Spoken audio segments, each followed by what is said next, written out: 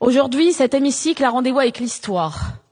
Pas celle que l'on glorifie dans les manuels scolaires, mais celle qui a longtemps été tue.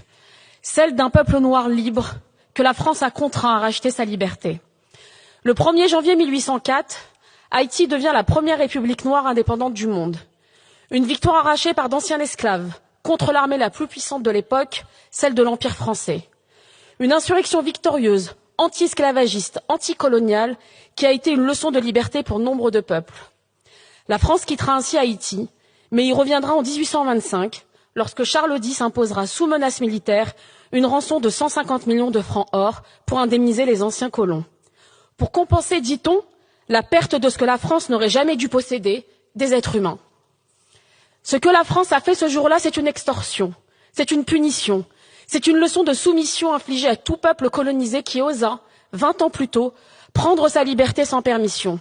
C'est la France orgueilleuse, enivrée de désir de domination, qui ne supportait pas l'idée qu'on lui tienne tête. Pourtant, Haïti a payé, et elle a payé jusqu'au dernier centime. Mais elle ne l'a pas seulement fait avec une montagne d'argent, elle l'a fait avec ses terres bradées, avec son économie saignée et avec ses générations sacrifiées. Cette dette n'était pas un contrat, c'était une camisole. Et pour y faire face, Haïti n'a eu d'autre choix que de replonger dans l'engrenage de l'endettement. Auprès des banques françaises d'abord, britanniques ensuite, puis américaines, livrant jusqu'à ses recettes douanières à des créanciers étrangers. L'indépendance arrachée par le sang a été rachetée au prix fort, non pas pour la liberté, mais pour rester debout. C'est cela la double dette. Une première dette imposée par les chaînes de l'esclavage, une seconde scellée par les chaînes de la finance. Haïti a brisé les fers du maître, mais la France lui a mis les chaînes de la dette et elle en paie encore le prix. Cette dette n'est pas un chapitre clos, c'est la matrice d'un désastre. Reconnaître cela, ce n'est pas s'accabler, c'est réparer, c'est refuser que notre République continue de prospérer sur des dettes impayées d'injustice. Ce que cette résolution propose, ce n'est pas un chèque, c'est une démarche. Une commission indépendante, une reconnaissance officielle, une coopération mémorielle. Elle ne demande pas une charité, elle exige ce qui a été dénié si longtemps aux Haïtiens, la justice. Et à ceux qui craindraient que ce geste crée un précédent, je réponds, cette dette est unique, elle est documentée, elle a été extorquée par la France à un État souverain, ce n'est pas un cas général, c'est un cas d'école. À ceux qui disent il ne faut pas rouvrir les plaies, je dis, les plaies sont encore béantes. L'injustice continue tant qu'elle n'est pas reconnue. Haïti n'est pas un pays pauvre, c'est un pays appauvri. Un pays que l'on a méthodiquement privé de ses ressources, sucre, café, tabac, de ses moyens et de son droit à l'autodétermination.